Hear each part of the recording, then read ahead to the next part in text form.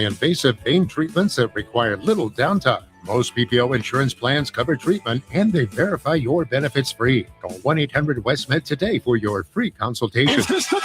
This is the KBLA Sports Minute with Ray Richardson. Major props to the San Antonio Spurs for rising up against all the noise in New York City about the Knicks. The Spurs tuned out the electric atmosphere Monday night in Madison Square Garden and pulled off a stunning 115-111 win over the Knicks in Game 3 of the NBA Finals. First loss for the Knicks in this year's playoffs since April 23rd. The Knicks had won 13 straight playoff games. With a 2-0 lead in the best of 7 and with Game 3 at home, Knicks fans were expecting a 14th straight playoff win. Spurs star Victor Wembanyama dismissed the hype and delivered a 5-star performance in the first NBA Finals game in New York since 1999. The 22-year-old Wembanyama hurt the Knicks with 32 points, 8 rebounds, and 6 assists. Wembanyama helped the Spurs avoid going down 0-3 to the Knicks. There will be a Game 5 in San Antonio on Saturday. Game 4 is Wednesday night in New York. No debates, no speculation, just the info you need. That's your KBLA Sports Minute. I'm Ray Richardson on KBLA Talk 1580. All I need is one mic. With the KBLA Talk 1580 editorial, I'm James Farr. $2.5 billion. Governor Gavin Newsom said it was there for fire survivors in Altadena and the Palisades. No strings attached. That was the promise. But the burning question is, where's it at? 18 months later, an NBC4 investigation came back with the numbers. The numbers don't answer the question, they deepen it. Where's it at? About $605 million has been spent, roughly 75% still not released. Where's it at? Roughly $14 million went to CHP overtime and ICE immigration protest response for crowd control. Not rebuilding homes, not rebuilding lives, but crowd control. Where's it at? Another $13 million went to the state health department for video campaigns while fire survivors waited. While families in Altadena are still trying to put their lives back together, still trying to get housed, this is the hope gap and it's real. Where's it at? Southern California Edison is still in court, still fighting liability tied to the Eaton fire, still not accountable. Where's it at? 18 months later, Governor Newsom, where's it at? Because the truth is free, but the lie can be very expensive. And right now, fire survivors want to know what happened to no strings attached. And I've been saying on this mic for the past 18 months, somebody or somebodies didn't do their job. Now it's documented. Governor Newsom, listen closely. You didn't do your job. You didn't keep your promise. You held up the bill. Now stop holding up the money. You said no strings attached. Instead, you played on the people's heartstrings. Where's it at? See, Governor Newsom, even at the French Laundry, if it don't come out in the wash, it's sure enough gonna come out in the rinse, and the rinse cycle is here. With the KBLA Talk 1580 editorial, I'm James Farr, and as always, we welcome your feedback.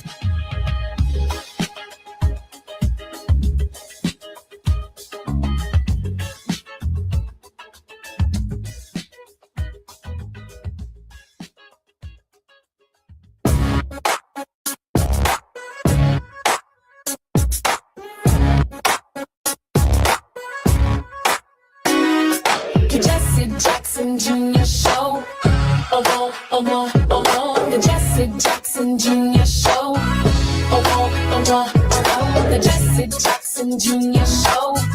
Oh, oh, oh, oh, oh, oh. The Jesse Jackson Jr. Show. Oh, oh, oh, oh, oh. Come on and talk with me. Come on and listen to me. Come on and talk with me. Come on and listen to me. KBLA. Talk 1580. Download the app.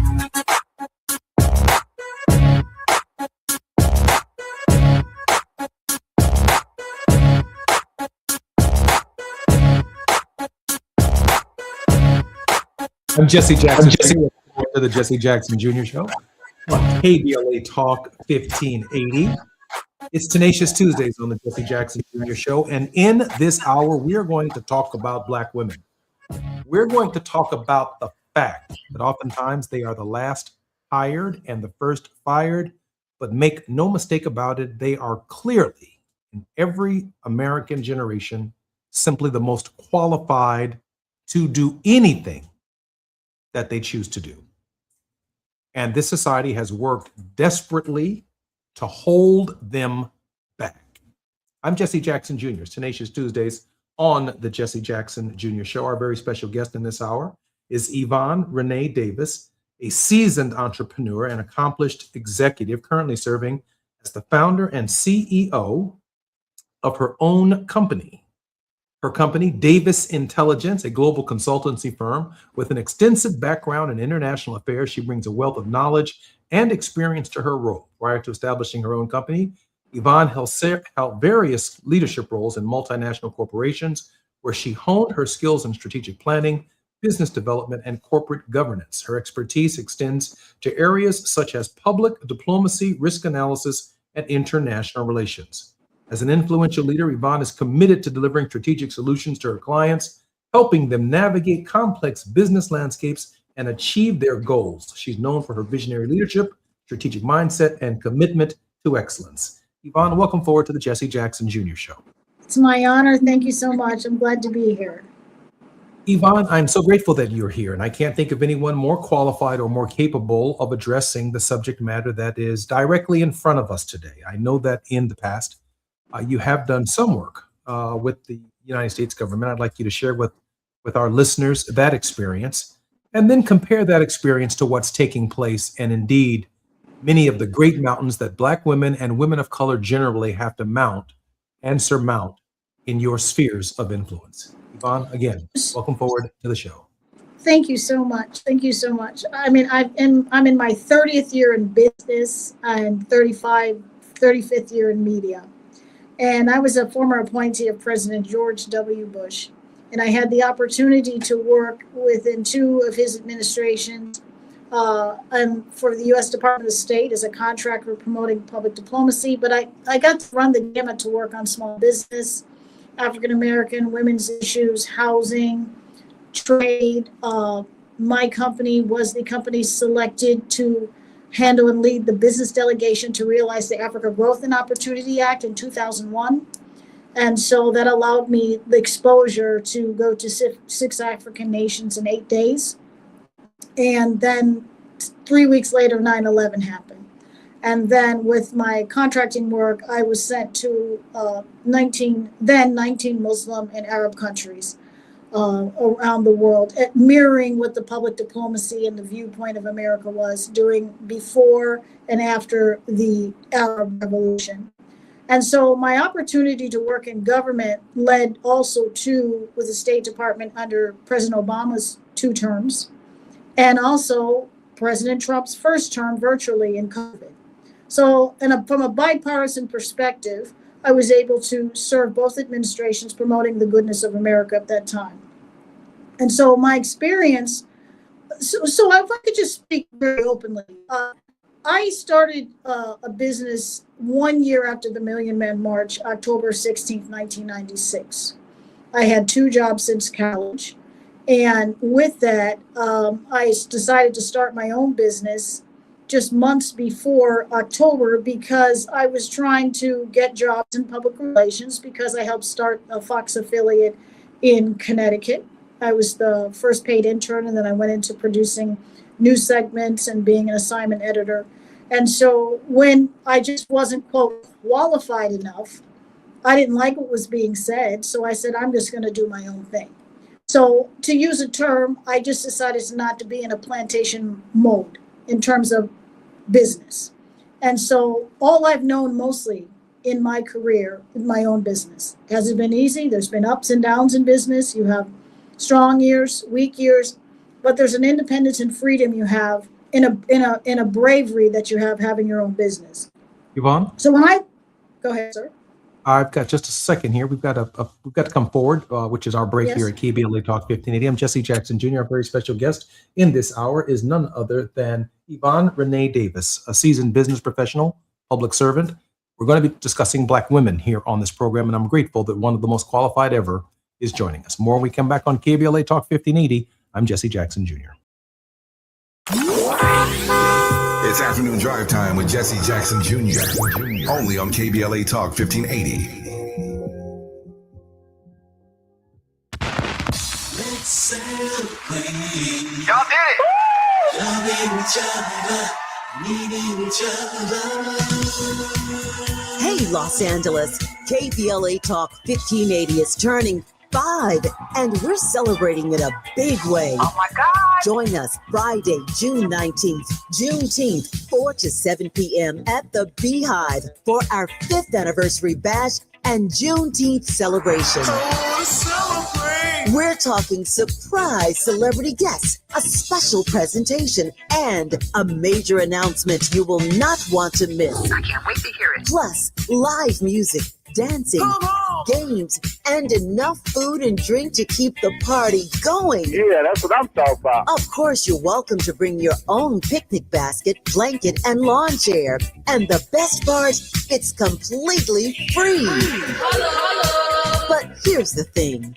You've got to sign up in advance. Space is limited, so don't wait. Head to KBLA1580.com right now and lock in your spot. Friday, June 19th, The Beehive, KBLA Talk 1580. 5 years strong, and we're just getting started. Happy anniversary, KBLA! Yeah, man. It's game day. Are your moderate to severe Crohn's disease or ulcerative colitis symptoms keeping you from the action? Skyrizi, risankizumab Riza, could help you get back to the game. Skyrizi is proven to help people feel significant symptom relief, achieve remission, and visibly improve damage of the intestinal lining. Skyrizi is a prescription injection medicine for adults. Don't use if allergic to Skyrizi. Serious allergic reactions, increased infections, or lower ability to fight them may occur. Before treatment, get checked for infections and tuberculosis. Tell your doctor about any flu-like symptoms or vaccines. Liver problems leading to hospitalization may occur when treated for Crohn's or ulcerative colitis. Control is everything to me. Ask your doctor about Skyrizi, the #1 prescribed biologic in Crohn's and ulcerative colitis combined. Learn more at skyrizi.com or 1-866-SKYRIZI. Stand up! When the story gets twisted, who's going to tell the truth? When they cut the microphones, who's still talking? When history gets rewritten, who remembers what really happened? We do. KBLA Talk 1580. Black media isn't just important right now, it's essential. Because when mainstream outlets move on, we stay. When the headlines ignore our communities, we don't. When decisions are being made that affect Black lives in our schools, our neighborhoods, our economy, KBLA is in the room. This is more than radio. This is a lifeline, a record, a rallying cry. Black stories, Black voices, Black power. The heat is on. On the air and in the culture. KBLA Talk 1580. Stay connected. Stay informed. Stay loud. Stand up! Now back to more of Jesse Jackson Jr. on KBLA Talk 1580. The Jesse Jackson Jr. Show. The Jesse Jackson Jr. Show. The Jesse Jackson Jr. Show. The Jesse Jackson Jr. Show. King Quality drop the beat. Come on and talk with me. Come on and listen to the beat. Come on and talk with me. Come opportunity. KBLA Talk 1580. Download the app. I'm Jesse Jackson Jr. Welcome forward to the Jesse Jackson Jr. Show on KBLA Talk 1580. If you're listening to us on the 405, the 101, the 5, the 10, the 118, or the 110 in California, you're listening to the Jesse Jackson Jr. Show on KBLA Talk 1580. And our very special guest in this hour is Renee Davis, an esteemed, qualified professional African-American woman who graduated with a master's degree in leadership and business ethics from Duquesne University and a master's degree in political science from the University of Connecticut. She studied the mastery of leadership and change in Belgium, while her pre-doctoral scholar in and at the University of Connecticut. She possesses coaching and executive leadership certifications from Cornell's Johnson School of Management and Duquesne University, as well as executive leadership certifications from Harvard John F. Kennedy School of Government. And yet, with all of those qualifications, Ms. Davis, women like yourself are under attack. Yes, and from the White House press corps to Ketanji Brown Jackson, to the first American woman president of Harvard University. How do you make it? How do you persist? How do you push forward? So 61% of adult Black women participate in the labor force. We are the majority in the labor force. Over white women, over Hispanic women. We are the majority. And so we know that how many of us have been raised. My father said, if you want to get out of poverty, because he took us out of the city of Cleveland, Ohio when I was 7 years old, education has to be the way. So many of us got the education, got more education on top of the education and more education on top of the education, which makes us statistically the most educated. But we're also the ones right now experiencing the most unemployment, the most layoffs, the disintegration of the Black middle class when it comes to working for federal jobs. That was sort of like generational middle class construction happening with Black African Americans working in Washington or federal jobs. Black women had that as the opportunity to be able to climb. And so what we have now with the ending of these federal mandates related to DEI, but also to just the political backlash and pushback, Black women are experiencing I would say the coronavirus when it comes to the economy, economic precarity for African American women. Because you're looking at about 21.7 million Black women in the United States, and we make up 52% of our population. And so right now we're experiencing something almost 6.5 to 7% of unemployment. And so, and these numbers are expected as we go into a recession or a tightening of the economy. The war plays a big role of it overseas, and the impact. We're seeing more of this happening, and the numbers. I saw some of the numbers said it was down to 6.1%. That 6.1% means what? Women who have given up and they're not applying for work anymore. Women might be deciding to start a business, but without having access to capital or maybe not having the tools, it makes it very difficult. So it has been a mental mountain that's had to be climbed amongst Black women who are in professions to this day, the public sector as well as the private sector. Ms. Davis, I wanted to pivot to that point because within the last week, I think we were all outraged. I know we were right here at KBLA when Pete Hegseth decided that he wasn't going to promote Black women in the military and that he had removed them from a particular list along with other African Americans and other people of color who deserved and earned promotions by definition, not only with faithful service, but by putting their lives on the line in service of the nation. They earned these promotions, but he summarily dismissed them. That's the face of it. But behind that is $1 trillion or more military budget where the same activity is taking place and companies like yours are being ignored for contracts, opportunities, and that's not just happening in the public sector, it's also happening in the private sector because at every turn, there is some lawsuit, some reverse use of the Equal Employment Opportunity Commission to now look at laws that historically provided opportunities and knocked down doors for companies like your own to participate. You're being told that you are some kind of recipient of some kind of privilege against the backdrop of what we know to have been a very discriminatory history, and not many women have ever done what you've done across multiple administrations, both Democratic and Republican. I think we have to look at our history because remember when Bill Clinton was in office, he said with affirmative action, he said mend it, don't end it. But nothing was ever mended. The truth be told, nothing was ever mended. When President George W. Bush was in office, he said affirmative access. Yeah, I was a part of the team that looked at unbundling contracts and just to provide more opportunities for small women and minority-owned businesses. But those were just more of the words. No one looked to really deal with the systemic problems. And when you're not dealing with systemic problems, it built up. And then you just start seeing a movement of the rightening and the whitening of Supreme Court decisions.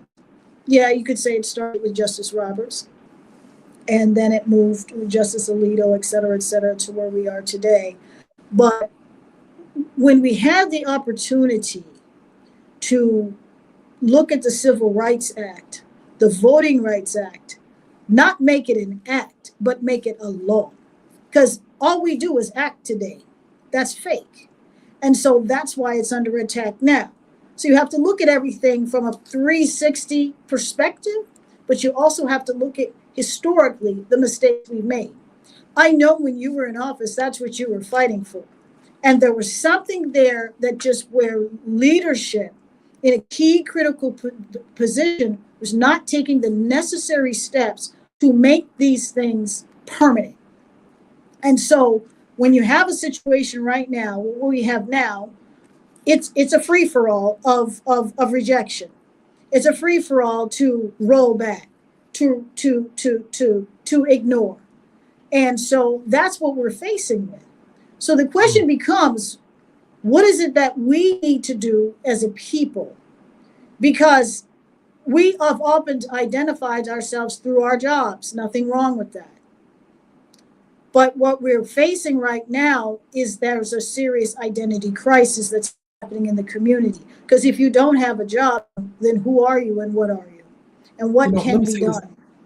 Ms. Davis, let me say this, because I believe that right here at KBLA, one of the arguments we've been making the case about the midterms and why one of our regular contributors, why midterms effing matter. And Barbara Arnwine, who will be with us in the second hour of the show today on Tenacious Tuesday, is the head of the Transformative Justice Coalition.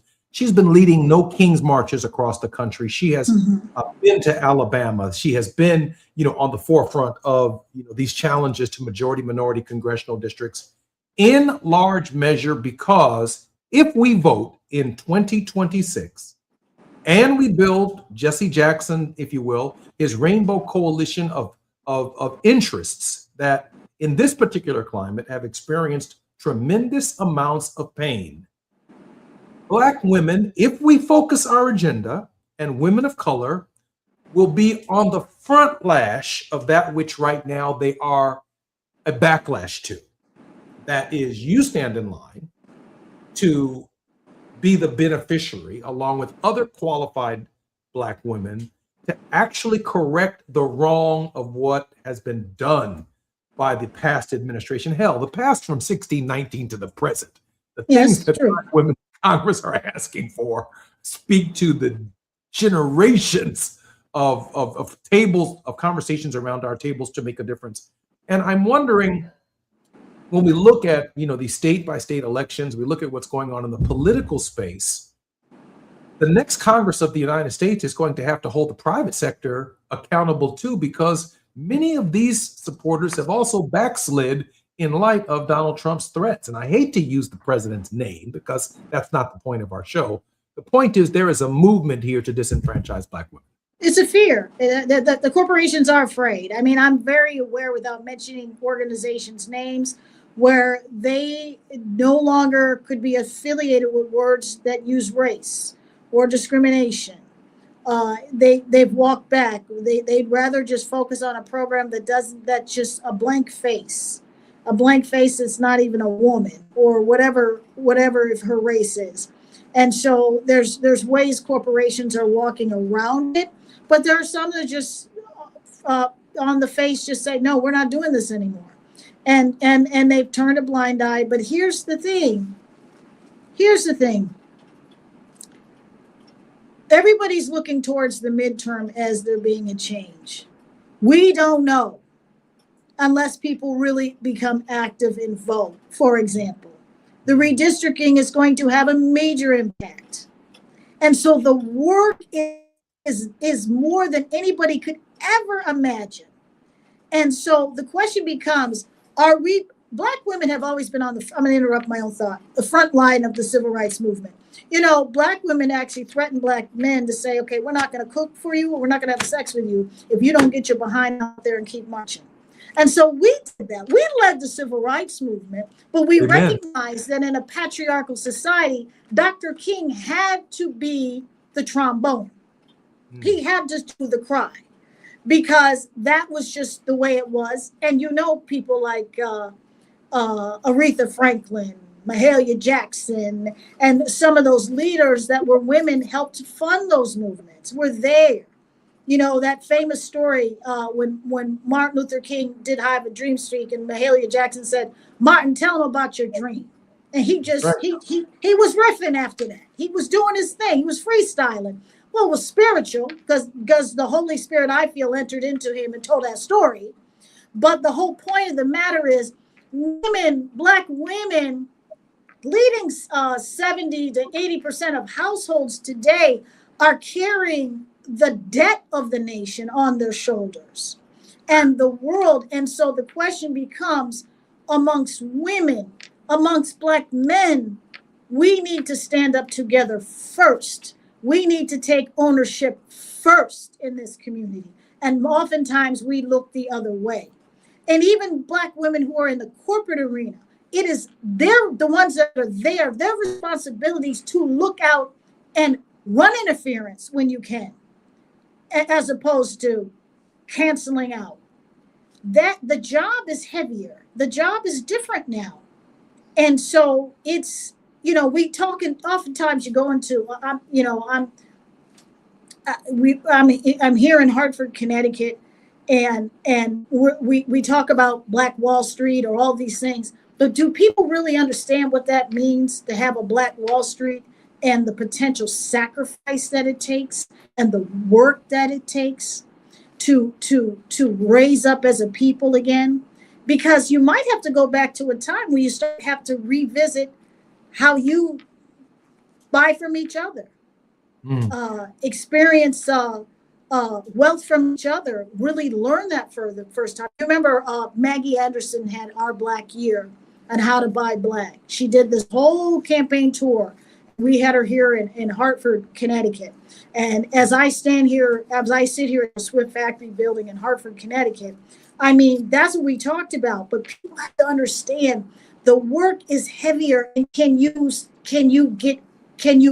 access yourself into that space? It is not easy. Let me share with you this. We had a very special guest on our program yesterday, a brother by the name of Wayne Swanson, who talked about this very subject, and that is direct from farming to produce to delivering it to the table in the Black community and developing our own networks. I really think you're on to something right there. I'm Jesse Jackson Jr., listening to the Jesse Jackson Jr. Show. Our very special guest is Yvonne Renee Davis, serious entrepreneur on KBLA Talk 1580. More ideas, more thoughts, and more answers when we come forward right here on KBLA.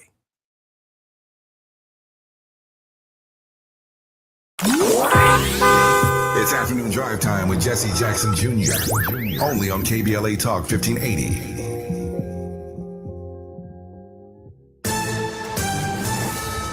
I'm Amber Payton with BIN News Now. President Trump is responding after receiving a mixed reaction from fans at the NBA Finals Monday night. I think mostly cheers. Trump attended the game at Madison Square Garden, where the Spurs beat the Knicks 115 to 111. Security was heightened around the arena, and outside watch parties were not allowed.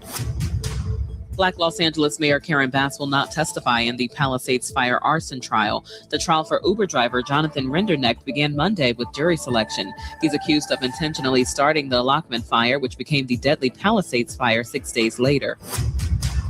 And Tiana Taylor will receive the Icon of the Year award at the 2026 BET Awards. The honor recognizes her cultural impact across music, film, and entertainment. Taylor recently won a Golden Globe for One Battle After Another and earned a Grammy nomination for Escape Room. Get BIN News Now on demand 24/7 on the iHeartRadio app.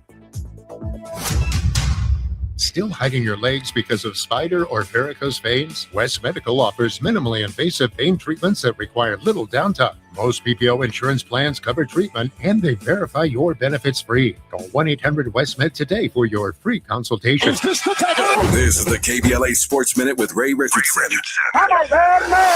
Major props to the San Antonio Spurs for rising up against all the noise in New York City about the Knicks. The Spurs tuned out the electric atmosphere Monday night in Madison Square Garden and pulled off a stunning 115-111 win over the Knicks in Game 3 of the NBA Finals.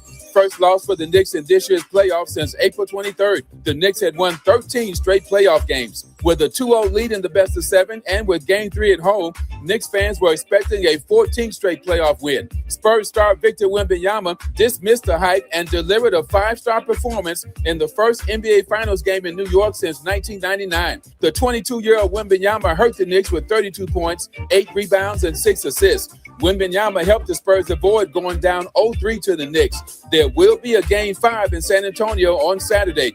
Game 4 is Wednesday night in New York. No debates, no speculation, just the info you need. That's your KBLA Sports Minute. I'm Ray Richardson on KBLA Talk 1580. We don't do ordinary. This is KBLA Talk 1580.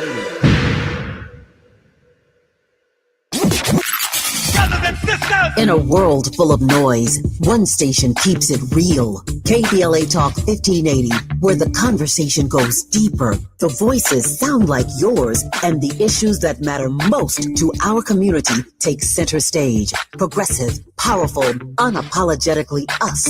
Whether you're driving through the city or tuning in from your home or office, join the public square. KBLA Talk 1580. Your home for talk that enlightens, encourages, and empowers. Listen live on our free KBLA 1580 app, on our website at KBLA1580.com, or on your radio dial at 1580 AM. Unapologetically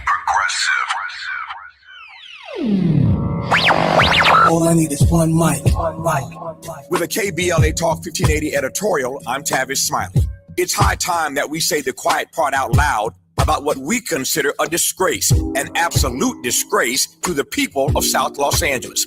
Destination Crenshaw, or as I call it, Procrastination Crenshaw, was supposed to be a 1.3-mile celebration of Black Los Angeles. Pocket parks, commissioned art, a cultural corridor along Crenshaw Boulevard, stretching from our studios in Leimert Park down to Nipsey Hussle Square. It was set to complete in 2022. That's right, 2022. We are now in 2026, and the Crenshaw community is still waiting. A grand opening was announced for February 2024. That date passed with not a single artwork installed. Then we were promised that construction would be completed by the end of 2024. That date came and went. Our understanding is that as of last fall, the 8th Council District Office was still scrambling to raise additional monies just to restart the project, which has been paused again and again. But here's what makes my blood boil. City officials had the nerve to tell this community the delays are, quote, a necessary inconvenience, close quote. A necessary inconvenience? First of all, who are you talking to? Second, go tell that to the Black business owners who have been coping with construction chaos, breathing dust, enduring years of road closures and the scarcity of available parking, confronting unsanitary conditions, losing customers and revenue, all while the project they were promised still sits unfinished. They wouldn't let a project sit this long in any other part of this city. And for what it's worth, our elected official just happens to be the president of the LA City Council. Meanwhile, the city is laser focused on sprucing things up for the World Cup and the Olympics. Please, if this corridor were in Brentwood or Beverly Hills, it would have been completed on time, on budget, and on the cover of every magazine in town. The Crenshaw community deserves better. They deserve the truth, and they deserve what was promised to them. Now, right now, not when it's convenient, not when the cameras are rolling for the Olympics. Now, this isn't incompetence. This is a pattern. And at some point, neglect becomes a decision. With a KBLA Talk 1580 editorial, I'm Tavis Smiley. As always, we welcome your feedback.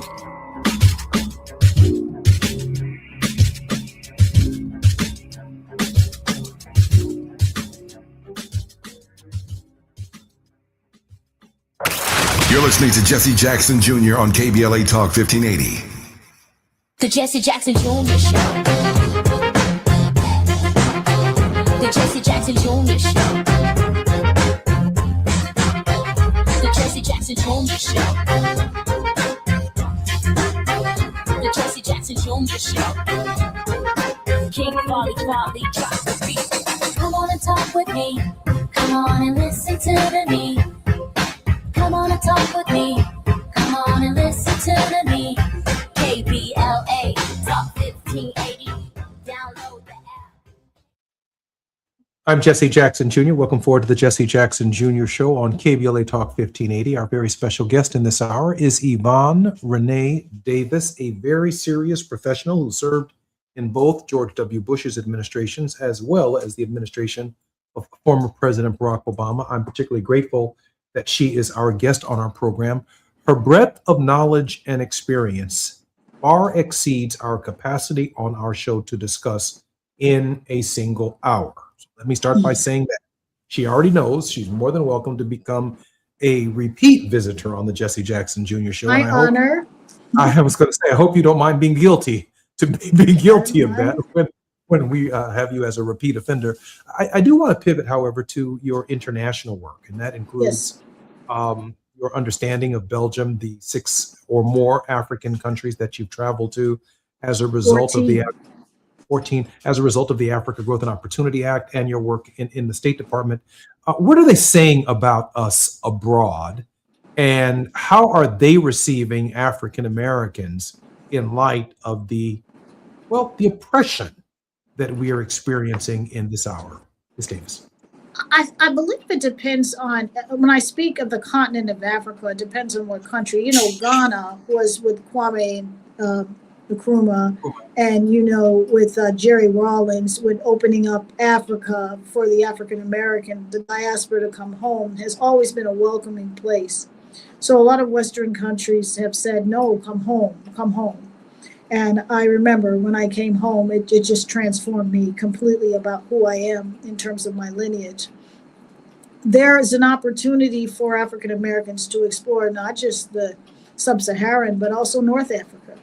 And however, the viewpoint of the world is that people are not impressed in terms of where this country has swung in terms of soft diplomacy, public diplomacy, you know this, in terms of how America led in terms of having a moral compass from the sense of doing what was right.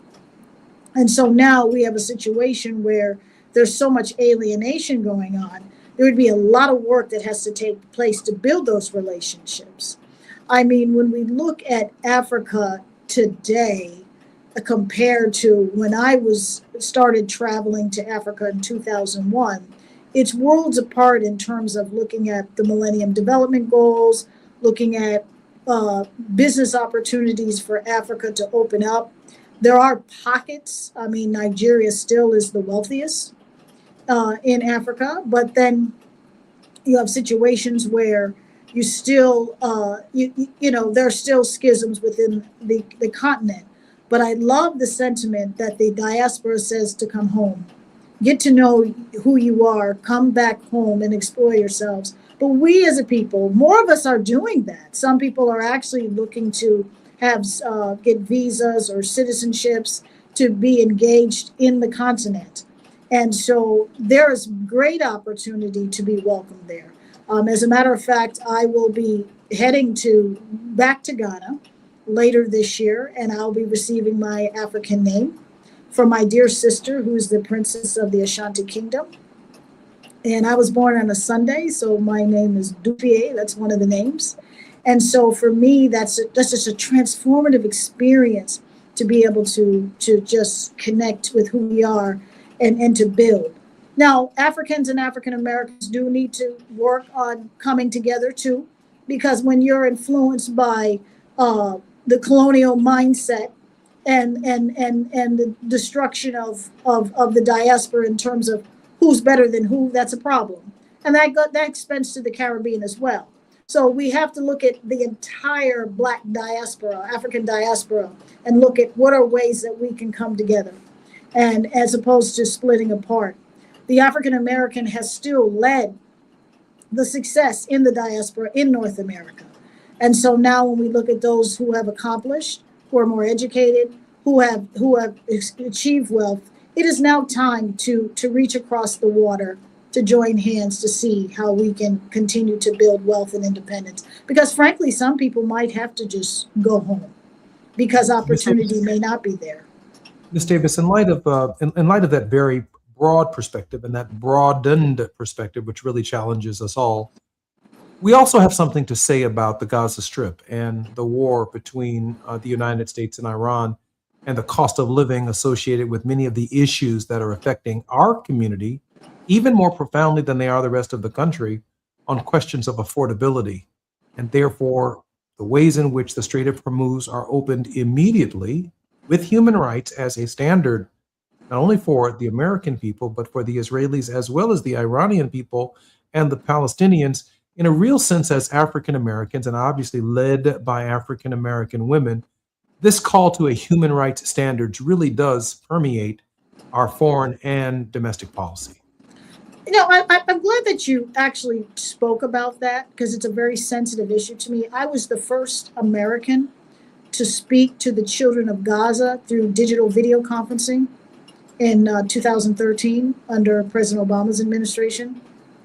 And so I remember the question that was asked to me at that time was, you know, they called me Doctora, because that's what they say in Al Arabiya. Doctora, you tell us about dreams, but we can't leave.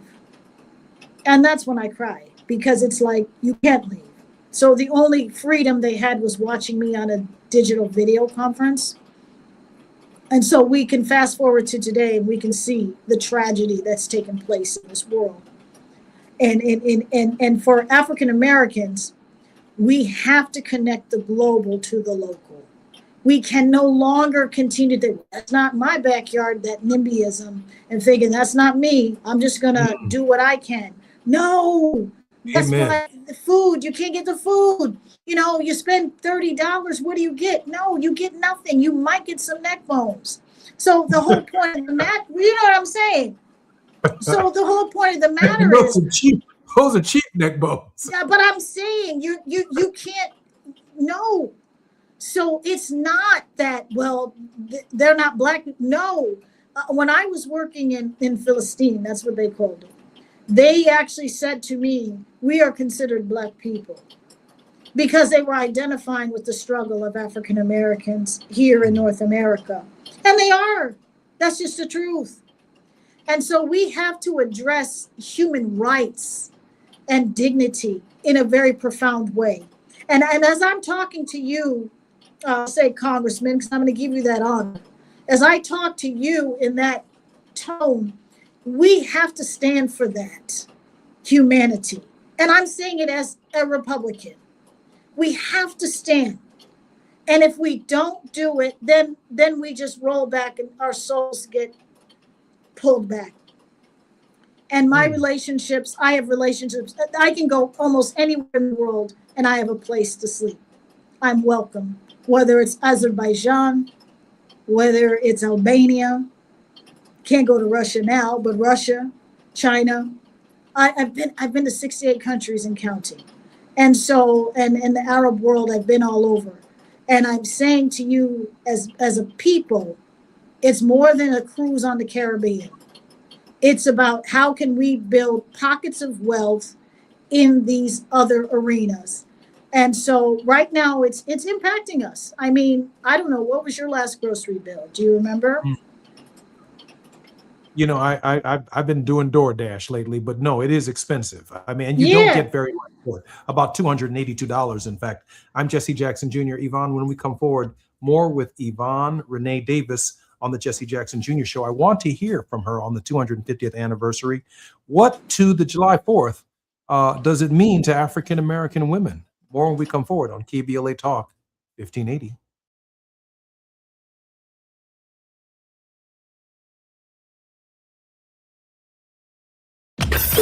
While you're stuck in traffic, we can at least bring you up to speed on the news of the day. You're listening to Jesse Jackson Jr. only on KBLA Talk 1580.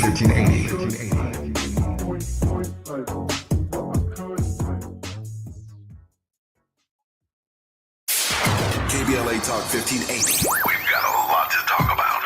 KBLA Talk 1580, connecting you with services and solutions. These are hard times for housing in America. Too many in our community face barriers to safe housing, behavioral health care, and affirming spaces for healing, particularly those impacted by poverty and stigma or incarceration. Rooted in South LA, Ahmad supports impacted communities through housing, wellness, and leadership development. Ahmad provides culturally responsive, peer-led support from transitional housing and mental health services to leadership development and youth empowerment. They offer safe, affirming houses for youth, transgender women, and formerly incarcerated individuals. Therapy and peer support with a focus on healing trauma in Black communities. HIV prevention and care, free testing, education, and wraparound services for whole person wellness. Standing in the gap with health, housing, and hope. Reach out to Ahmad Institute at 323-569-1610. That's 323-569-1610. Or visit amaad.org.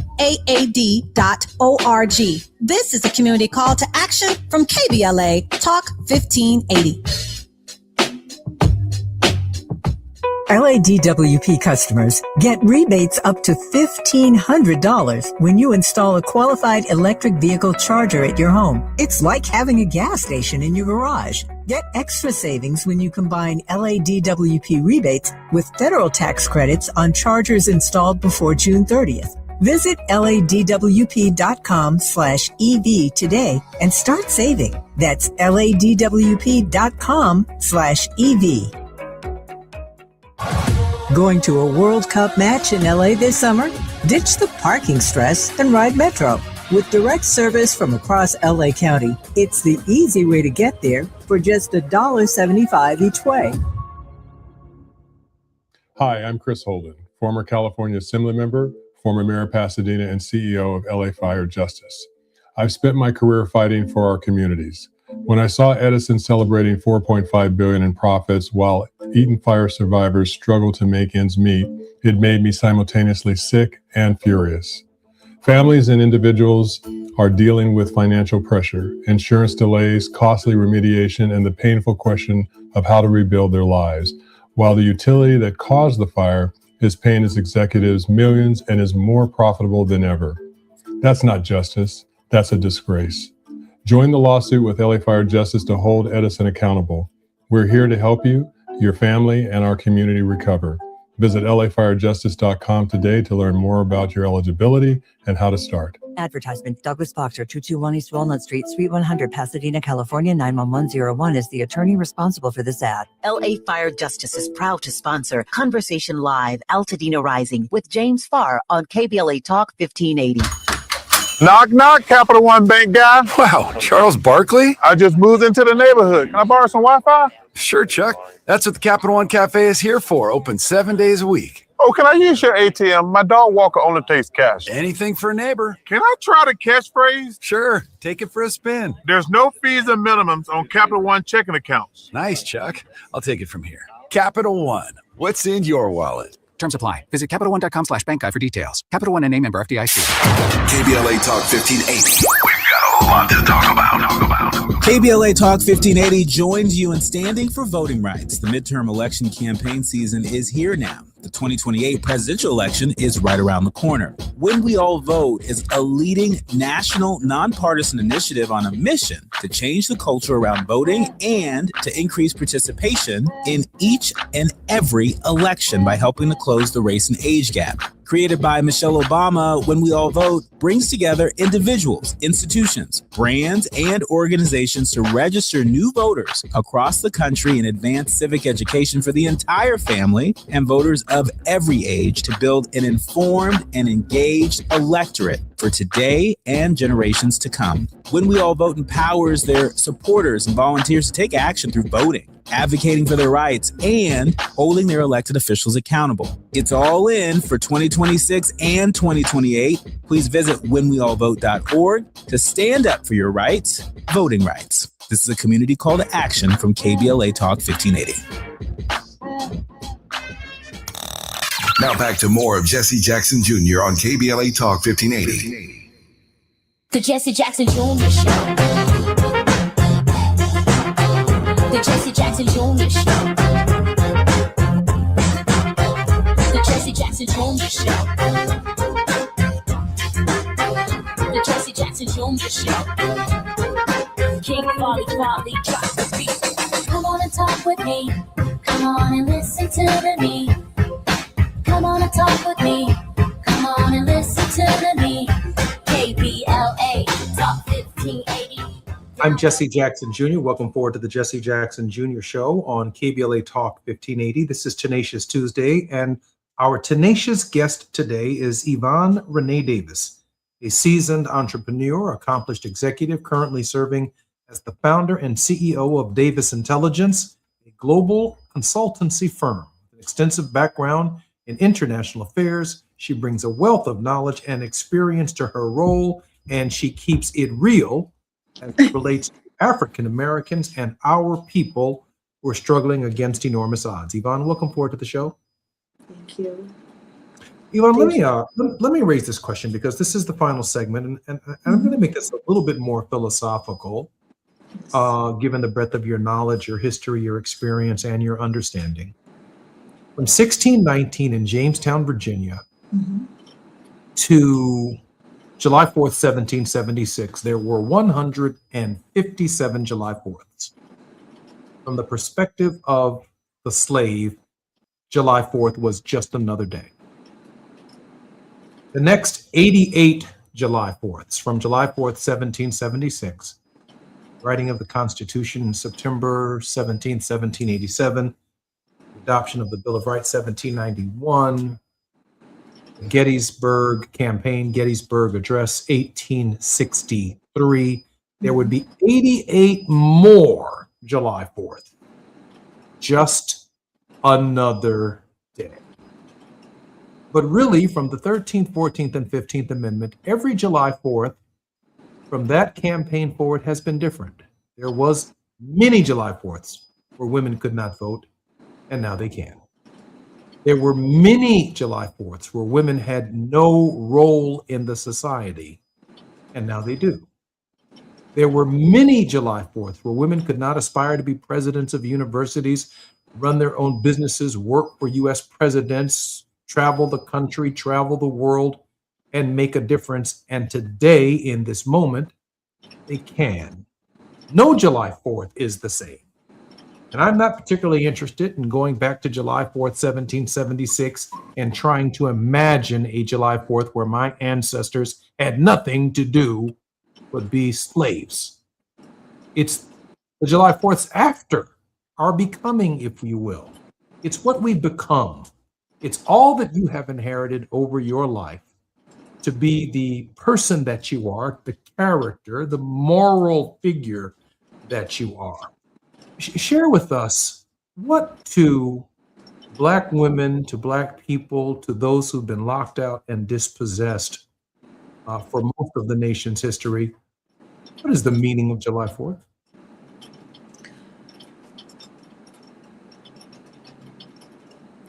People don't think about what the meaning is as a people because we don't acknowledge, we don't viscerally acknowledge that for every 250 years, we have actually built the nation. It's been on our backs. And so with that being said, we do the cookout, but we should do the cook in. We should do the cook in. And, you know, there's a gentleman on the social media that says, let me cook for a second. So the type of cooking that has to take place at this point is acknowledging that when we hit 250 years, there's a lack of appreciation and acknowledgement of the authentic contributions that have been made so that America could be great. And that's just the reality. That is the reality. When we look at from 1619 to the present, to the things that have been stolen from us, to what Benjamin Banneker did in Washington, D.C., and yet Washington, D.C. today has the second highest unemployment rate for Black women. Detroit is the highest. And so we need to do a reckoning of our history and our contributions in that way. So if people don't celebrate July 4th, I understand and respect why they don't. But celebrate the fact that we are still the builders of the society. We are still the culture of the society. We are the culture in the world. I mean, if you've done some if you've read about Black women's DNA, civilization is born out of our DNA. We don't even recognize that. And so for me, July 4th, yes, families get together, but we need to acknowledge that we built this nation. Don't disassociate ourselves. We own that. We need to take ownership of that and define it for ourselves. And too often we let other people define who we are and give us identity. We know who we have to get to that space. And that's what I would say. Because I don't want to ever leave a segment on the negative. We have to come with the positive, that it is a struggle. It's true. But the work still has to be done. I mean, at 60 years old, I said to myself, you know what, Yvonne, you got to get in the best shape of your life. So Yvonne's heavy lifting. She's doing things to make her body strong because she realizes the mental, the spiritual, the emotional fight can't just stop. We have young people that have to be influenced and still trained because Congressman, they don't know what the struggle is. They have no idea. That's really interesting. As many shows as I've done, and this is the 5th anniversary of KBLA, as well as our second anniversary on the radio. You just said that we have to train for the fight that we are entering into. It's a war. It's not something that's cast upon us. We have to train for it. Yes. And that is as rich a word of hope. What we eat, what we think, what we drink, people we interact with, the clarity of mind, the clarity of consciousness, the decisions that we make, the judgments that we make. Yvonne, I can't thank you enough for being our very special guest today. No, it's my honor, and I want to give homage to your father. I had an opportunity to interview him at Fox 61 years ago when he was alive, and then I saw him at the Congressional Black Caucus. I got to interact with him, even at the White House. So my honor back to you. Yvonne, thank you so much. I'm Jesse Jackson Jr. Our very special guest has been Yvonne Renee Davis, an entrepreneur, a great mind. She will be back on the Jesse Jackson Jr. Show, and I can't wait. More on KBLA Talk 1580 with Barbara Arnwine on Tenacious Tuesday when we come forward. KBLA 1580 Santa Monica. I'm Amber Payton with BIN News Now. President Trump is responding after receiving a mixed reaction from fans at the NBA Finals Monday night. I think mostly cheers. Trump attended the game at Madison Square Garden where the Spurs beat the Knicks 115 to 111. Security was heightened around the arena and outside watch parties were not allowed. Black Los Angeles Mayor Karen Bass will not testify in the Palisades fire arson trial. The trial for Uber driver Jonathan Rendernecht began Monday with jury selection. He's accused of intentionally starting the Lockman fire, which became the deadly Palisades fire 6 days later. And Tiana Taylor will receive the Icon of the Year award at the 2026 BET Awards. The honor recognizes her cultural impact across music, film, and entertainment. Taylor recently won a Golden Globe for One Battle After Another and earned a Grammy nomination for Escape Room. Get BIN News now on demand 24/7 on the iHeartRadio app. Still hiding your legs because of spider or varicose veins? West Medical offers minimally invasive vein treatments that require little downtime. Most PPO insurance plans cover treatment and they verify your benefits free. Call 1-800-WEST-MED today for your free consultation. This is the KBLA Sports Minute with Ray Richardson. Major props to the San Antonio Spurs for rising up against all the noise in New York City about the Knicks. The Spurs tuned out the electric atmosphere Monday night in Madison Square Garden and pulled off a stunning 115-111 win over the Knicks in Game 3 of the NBA Finals. First loss for the Knicks in this year's playoffs since April 23rd. The Knicks had won 13 straight playoff games. With a 2-0 lead in the best of 7 and with Game 3 at home, Knicks fans were expecting a 14th straight playoff win. Spurs star Victor Wembanyama dismissed the hype and delivered a 5-star performance in the first NBA Finals game in New York since 1999. The 22-year-old Wembanyama hurt the Knicks with 32 points, 8 rebounds, and 6 assists. Wembanyama helped the Spurs avoid going down 0-3 to the Knicks. There will be a Game 5 in San Antonio on Saturday. Game 4 is Wednesday night in New York. No debates, no speculation, just the info you need. That's your KBLA Sports Minute. I'm Ray Richardson on KBLA Talk 1580. All I need is one mic. With the KBLA Talk 1580 editorial, I'm James Farr. $2.5 billion. Governor Gavin Newsom said it was there for fire survivors in Altadena and the Palisades. No strings attached. That was the promise. But the burning question is, where's it at? 18 months later, an NBC4 investigation came back with the numbers. The numbers don't answer the question, they deepen it. Where's it at? About $605 million has been spent, roughly 75% still not released. Where's it at? Roughly $14 million went to CHP overtime and ICE immigration protest response for crowd control. Not rebuilding homes, not rebuilding lives, but crowd control. Where's it at? Another $13 million went to the state health department for video campaigns while fire survivors waited. While families in Altadena are still trying to put their lives back together, still trying to get housed, this is the hope gap and it's real. Where's it at? Southern California Edison is still in court, still fighting liability tied to the Eaton fire, still not accountable. Where's it at? 18 months later, Governor Newsom, where's it at? Because the truth is free, but the lie can be very expensive. And right now, fire survivors want to know what happened to no strings attached. And I've been saying on this mic for the past 18 months, somebody or somebodies didn't do their job. Now it's documented. Governor Newsom, listen closely. You didn't do your job. You didn't keep your promise. You held up the bill. Now stop holding up the money. You said no strings attached. Instead, you played on the people's heartstrings. Where's it at? See, Governor Newsom, even at the French Laundry, if it don't come out in the wash, it's sure enough gonna come out in the rinse, and the rinse cycle is here. With the KBLA Talk 1580 editorial, I'm James Farr, and as always, we welcome your feedback.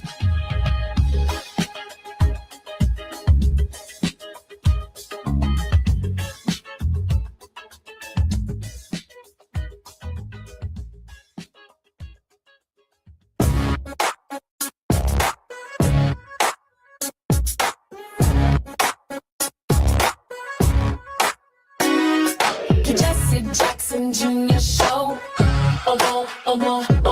The Jesse Jackson Jr. Show. The Jesse Jackson Jr. Show.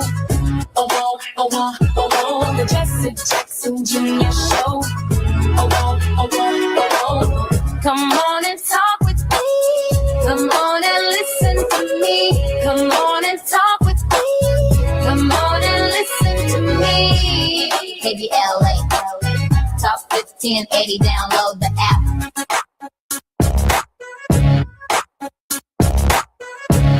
I'm Jesse Jackson Jr. Welcome forward to the Jesse Jackson Jr. Show on KBLA Talk 1580. It's Tenacious Tuesday, and we are on the grind with Barbara Arnwine. I am live in Richmond, Virginia today, all week long, and then heading back to the city of Chicago for the funeral of the late Spencer Leak Jr., and then off to Los Angeles for the 5th anniversary of KBLA Talk 1580. I hope every one of you will participate in the KBLA Talk 1580 festivities at the end of, I believe, next week. At the end of next week. Very much looking forward to the trip to LA and spending that time with everyone. And, of course, commemorating the life, none other, of Spencer Leak Jr. this coming weekend. For now, we are in Richmond, Virginia, and I'm thinking at this moment about Barbara Arnwine, president and founder of the Transformative Justice Coalition, internationally renowned for contributions on critical issues, including the passage of the landmark Civil Rights Act of 1991 and the reauthorization in 2006 of the Voting Rights Act. She also serves as co-chair and facilitator of the National Commission for Voter Justice, the Millennial Votes Matters convenings, and the Voting Rights Alliance. Barbara, welcome forward to Tenacious Tuesday and On the Grind with Barbara Arnwine. How are you? I'm good. It's good to be here. Barbara, we are here for your leadership and we are here for your direction. Barbara, first and foremost, what should we turn collectively our attention to in this hour? I want to make sure that everyone is focused on next week. And when my voice is better, I'll talk more about it. But next week, everybody, is Juneteenth. But it can't be what it was last year or the year before. It's got to be something very different in these times. I'm going to give Barbara a chance to have a glass of water, and I'm going to get us through this break while she works on that. That's really interesting because one of the things that I've been saying, and I'll use this moment to the break to give Barbara this moment, I have suggested, and we talked about it in the last hour, that from 1619 to July 4th, 1776, from the perspective of the African slave, July 4th was just another date. July 4th, 1776, Americans, as our previous guest just said, will be celebrating with barbecue and with beer and fireworks, celebrating a longing for a return on July 4th, 1776, honoring founding fathers and architects of our republic. While women could not vote, Africans found themselves in the peculiar institution of slavery. And then, of course, the Constitution that we celebrate, September 17th, 1787, and the Bill of Rights, freedom of speech, freedom of the press, the right to counsel, due process, the Bill of Rights of the Constitution of the United States. We celebrate that, but the reality is there were 88 more July 4ths after July 4th, 1776, where a significant amount of the population was still in slavery. So July 4th was just another day. And now this July 4th, which I actually spoke about during the Kamala Harris campaign in Gettysburg, would be unlike any other July 4th in American history. I should actually play that speech forward for KBLA one day. Just a year ago, I said, what kind of July 4th do we want to have? One where Kamala Harris is expanding more rights for women, for the LGBTQ, for African Americans, others, or do we want a July 4th that resembles and looks more akin to July 4th, 1776? Well, the voters, those who participated, and more specifically, those who did not participate, are largely responsible for a new interpretation of July 4th as a result of their decision in 2024. 2025. And the consequences of that are nothing short of extraordinary.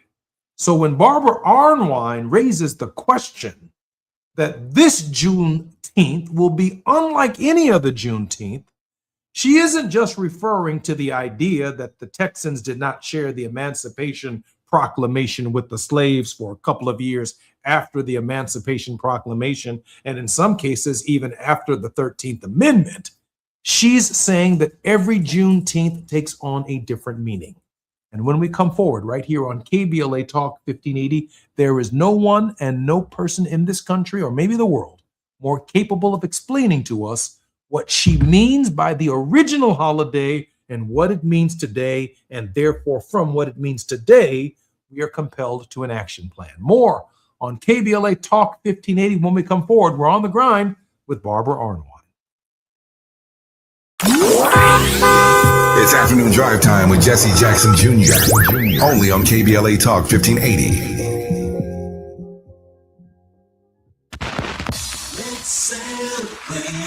Y'all did it!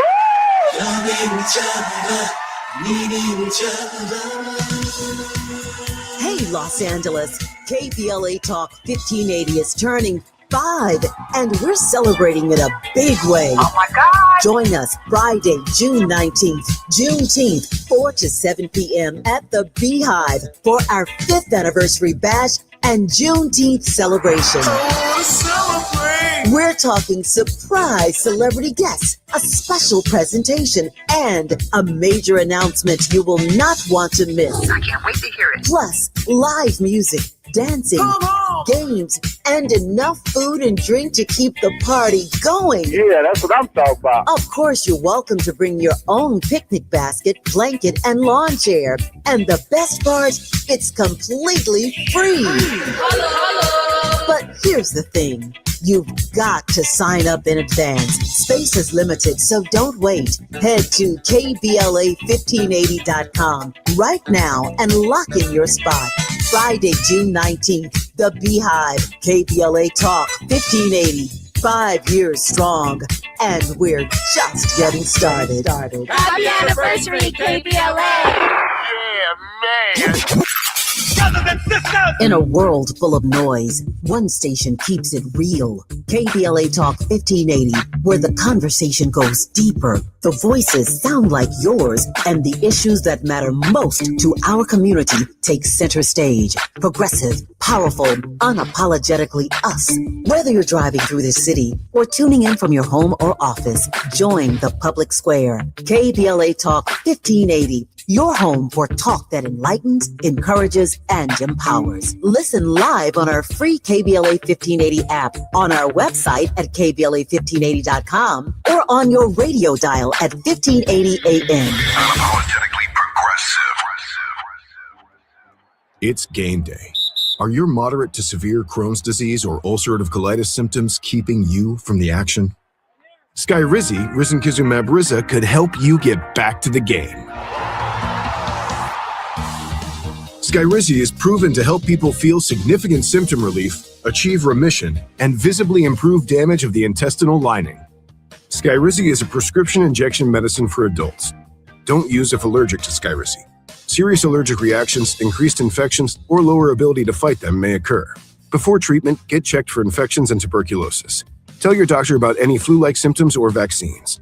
Liver problems leading to hospitalization may occur when treated for Crohn's or ulcerative colitis. Control is everything to me. Ask your doctor about Skyrizi, the #1 prescribed biologic in Crohn's and ulcerative colitis combined. Learn more at skyrizi.com or 1-866-SKYRIZI. Now back to more of Jesse Jackson Jr. on KBLA Talk 1580. The Jesse Jackson Jr. Show. The Jesse Jackson Jr. Show.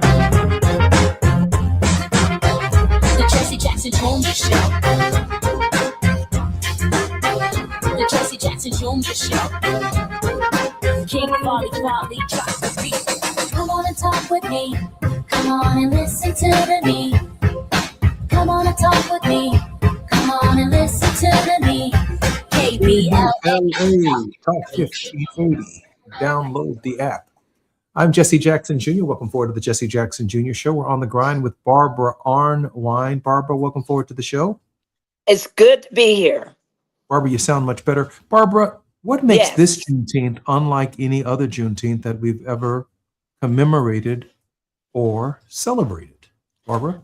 Well, why don't we start off with the math?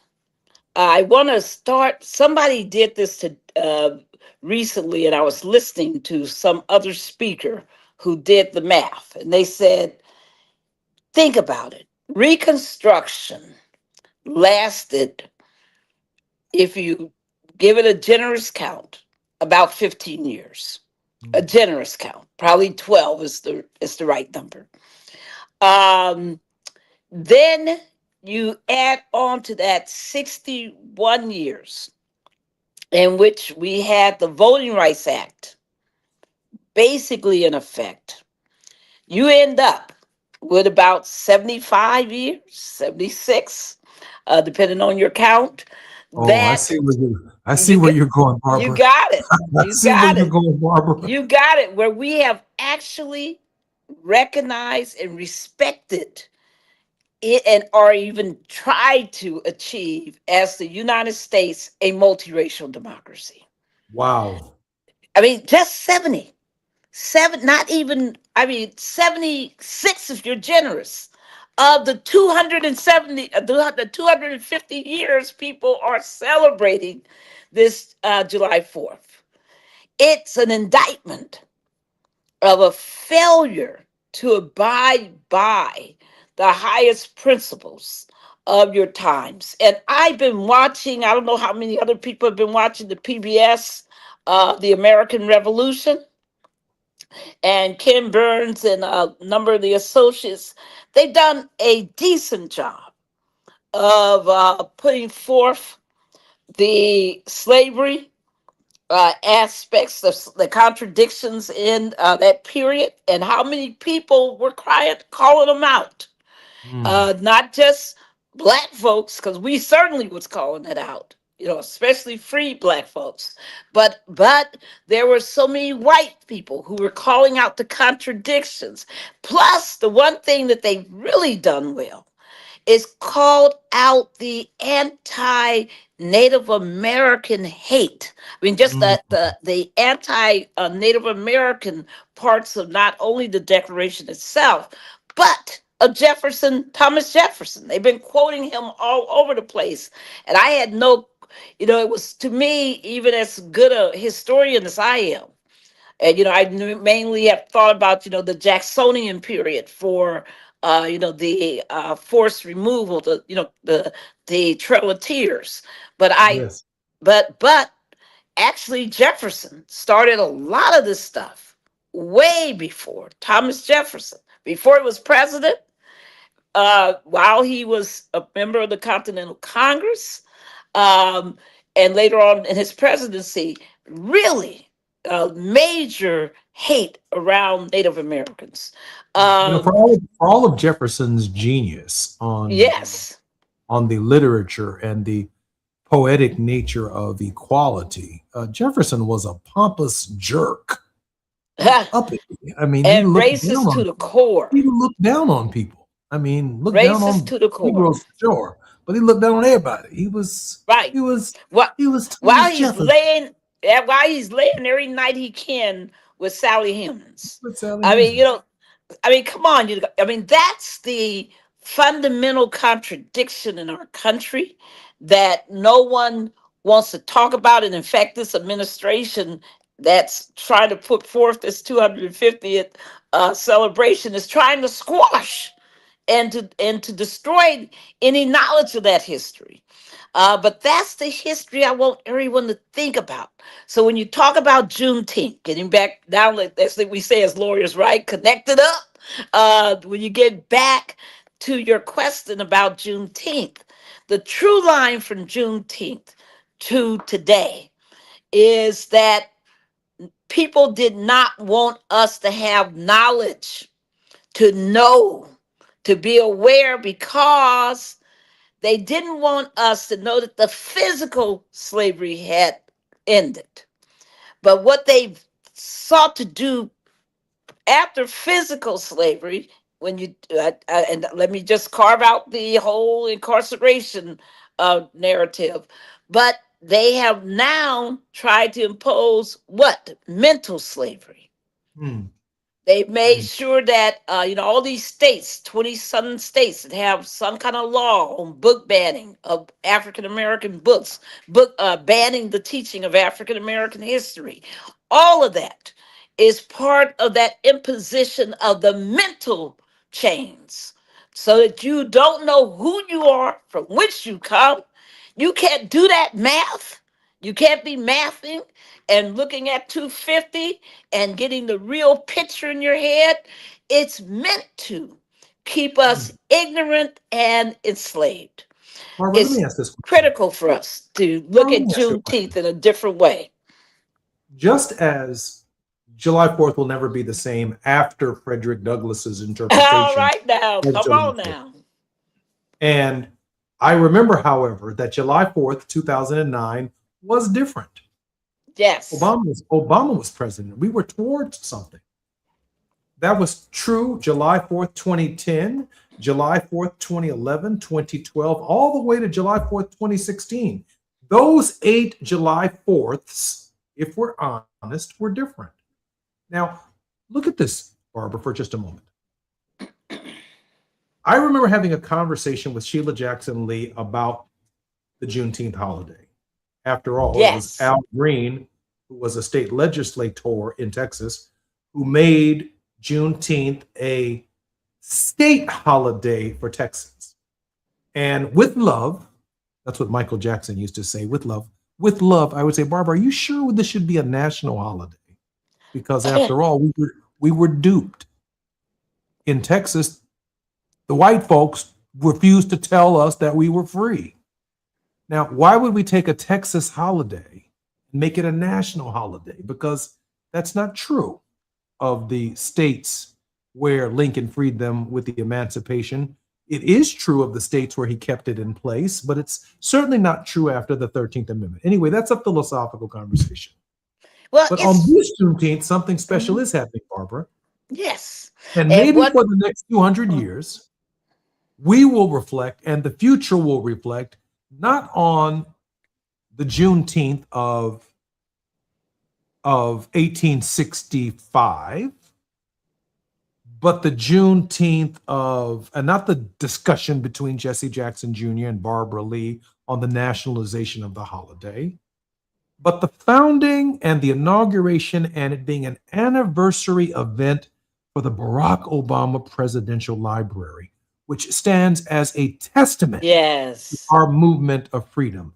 200 years from now, might it be impossible for African Americans to see Juneteenth in the very way that you're asking and suggesting that it should be going forward, Barbara?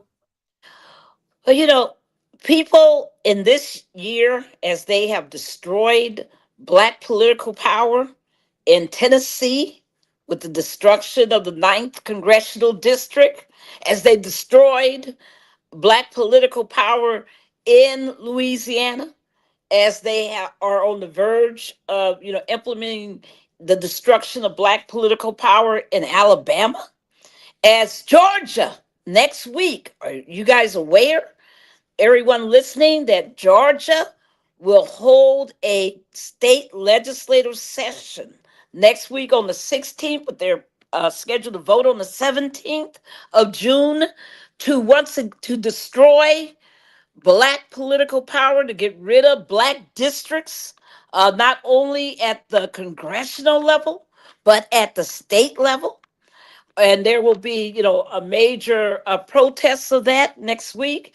So this Juneteenth, during this, quote, federal holiday that your president has said that he doesn't like and doesn't think should exist, but on this Juneteenth, it has to be different. We can celebrate our history. We can celebrate our accomplishments, but we got to put on our political frame, and we got to be very clear that our duty in these times that our ancestors would demand of us is to decide and to fight for it for our power and to decide how we empower ourselves the best in light of all the challenges that are out there. Do we let a Wasserman Schultz waltz into a black what has been a black majority district and I hope not. Hey, I sure compete? hope not. Is that what we do? I mean, the question for us right now is what we do. So I'm very happy that the NAACP and my brother, Attorney Gerald Griggs, has called for a national assembly in Georgia to fight, to make sure that we educate our people about what they're trying to do in Georgia. I'm so glad that there will be a national march in Harlem, in New York, where there will be the When We Fight, We Win march on the 20th of June. And that's being led by Reverend Stephen Green and Tamika Mallory, Mark Morial, the National Urban League, and others. And it's time, folks. We can't just do the same thing. Have your barbecues, if you will, on the 19th, but show up on the 16th and 17th. Have your celebrations, if you will, on the 19th, but show up on the 20th and show up every day thereafter. We cannot sit back and be quiet. Frederick Douglass, we know his speech because what did he do? He went and gave the speech. Yeah. And instead of saying, Master, I'm so glad y'all let me, a former slave, talk to you, he came out and told the truth. He was defiant. He was, he made sure that they saw, felt, tasted their own hypocrisy. Woo! And it rings true today. Today you read that speech and you go, whoa, because it was so prescient. He saw today. And that's why it is so important for us every July 4th to lift up that Frederick Douglass speech. In fact, I've been wondering if we shouldn't even stop calling it July 4th and call it Frederick Douglass Day. You wouldn't be wrong for that because, like he said, it is a scathing rebuke of the nation's history and its hypocrisy. He said, what do you think I'm here to talk about? Are y'all celebrating and feeling all good? Do you know what this means to someone laboring under dangling under a tree? Right. He's like, what? Oh, yes. I mean, that's one of the most brilliant one. And that's the beauty of Black folks that we can say it's one of the most brilliant let me speeches. answer this question. You know what? On Holocaust Remembrance Day, it's not a barbecue. It's not a beer. It's not at all. It's not a throwdown. It's not a beach party. Holocaust Remembrance Day is serious business in the Jewish community. Very serious business. Not only amongst Jewish people. Yes. Not only do they take it extremely seriously, you better not have a party celebrating Holocaust Memorial Remembrance Day in a disrespectful manner for those who lost their lives in that tragic event. Amen. In world history. And we got to have that. There ought to be an outrage factor on Juneteenth. An outrage factor. Right. And July 4th is an outrage factor. Yes. How did it become a barbecue? How did it become a beer drinking? How did it become a hacky sack? How did it become a sporting event? I'm Jesse Jackson Jr. You're listening to the Jesse Jackson Jr. Show on KBLA Talk 1580. When we come forward, we're on the grind with Barbara Arnwine. We got some more issues to sort through, but we want to commemorate July 4th by doing the work and not celebrating that which has never been true to us. More when we come forward. KBLA Talk 1580 with Barbara Arnwine. It's afternoon drive time with Jesse Jackson Jr. Only on KBLA Talk 1580.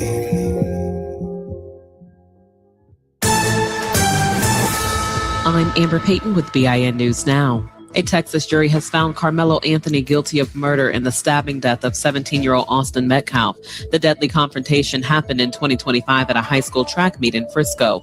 The case drew racial tensions with demonstrators outside the courthouse supporting both Anthony, who was black, and Metcalf, who was white. Jurors in McKinney had been weighing murder, manslaughter, or acquittal. Democratic City Councilwoman Nithya Raman is advancing to the November Los Angeles mayoral election against Black incumbent Mayor Karen Bass. Raman defeated Republican reality TV star Spencer Pratt after a late surge of mail-in votes as President Trump criticized how California runs its elections. And Sir Idris Elba says audiences may not embrace a Black James Bond. The Black British actor was long rumored as a possible replacement after Daniel Craig left the franchise, but Elba says those talks were never real. Get BIN News Now on demand 24/7 on the iHeartRadio app. Still hiding your legs because of spider or varicose veins? West Medical offers minimally invasive vein treatments that require little downtime. Most PPO insurance plans cover treatment and they verify your benefits free. Call 1-800-WEST-MED today for your free consultation. This is the KBLA Sports Minute with Ray Richardson. Serena Williams' comeback is off to a positive start. The 44-year-old Compton native won her doubles match Tuesday afternoon in the opening round of the HSBC Championship in London. Serena and Victoria Mboko defeated Nicole Melachar-Martinez and Erin Routliffe 7-6 and 6-2. This was Serena's first competition since she retired in July 2022 after competing in the U.S. Open. Serena says she has no plans to play in the HSBC singles competition. Omar Atan of Somalia, one of the top soccer referees in the world, was denied entry into the U.S. Tuesday. Atan was scheduled to work first-round matches in the World Cup this weekend at SoFi Stadium. Customs agents stopped Atan at Miami International Airport after his flight from Istanbul. He was prohibited from making his connecting flight to L.A. because of what they called vetting concerns. Somalia is on the list of countries where citizens are not allowed to travel to the U.S. No debates, no speculation, just the info you need. That's your KBLA Sports Minute. I'm Ray Richardson on KBLA Talk 1580. This isn't a talk show. It's a town hall with no walls. This is KBLA Talk 1580. We've got a lot to talk about. Hi, I'm Zoe Williams, aka the Voice of Reason, encouraging you to join me weekdays from 7 to 9 p.m. for the world's most intriguing relationship radio roundtable. Every night, I facilitate and encourage our loyal listeners to participate in the most engaging relationship discussions you'll hear anywhere. So make it a point to rendezvous with me, Zoe Williams, the Voice of Reason, Monday through Friday, 7 to 9 p.m. Pacific Standard Time. Trust me, your relationships will never be the same. The VOR is on fire tonight. Unapologetically progressive. KBLA Talk 1580. We've got your black. Going to a World Cup match in LA this summer? Ditch the parking stress and ride Metro. With direct service from across LA County, it's the easy way to get there for just $1.75 each way. All I need is one mic. With a KBLA Talk 1580 editorial, I'm Tavis Smiley. It's high time that we say the quiet part out loud about what we consider a disgrace, an absolute disgrace to the people of South Los Angeles. Destination Crenshaw, or as I call it, Procrastination Crenshaw, was supposed to be a 1.3-mile celebration of Black Los Angeles. Pocket Park, a cultural corridor along Crenshaw Boulevard, stretching from our studios in Leimert Park down to Nipsey Hussle Square. It was set to complete in 2022. That's right, 2022. We are now in 2026, and the Crenshaw community is still waiting. A grand opening was announced for February 2024. That date passed with not a single artwork installed. Then we were promised that construction would be completed by the end of 2024. That date came and went. Our understanding is that as of last fall, the 8th Council District Office was still scrambling to raise additional monies just to restart the project, which has been paused again and again. But here's what makes my blood boil. City officials had the nerve to tell this community the delays are, quote, a necessary inconvenience, close quote. A necessary inconvenience? First of all, who you talking to? Second, go tell that to the black business owners who have been coping with construction chaos, breathing dust, enduring years of road closures and the scarcity of available parking, confronting unsanitary conditions, losing customers and revenue, all while the project they were promised still sits unfinished. They wouldn't let a project sit this long in any other part of this city. And for what it's worth, our elected official just happens to be the president of the LA City Council. Meanwhile, the city is laser focused on sprucing things up for the World Cup and the Olympics. Please, if this corridor were in Brentwood or Beverly Hills, it would have been completed on time, on budget, and on the cover of every magazine in town. The Crenshaw community deserves better. They deserve the truth, and they deserve what was promised to them. Now, right now. Not when it's convenient, not when the cameras are rolling for the Olympics. Now, this isn't incompetence. This is a pattern. And at some point, neglect becomes a decision. With a KBLA Talk 1580 editorial, I'm Tavis Smiley. As always, we welcome your feedback.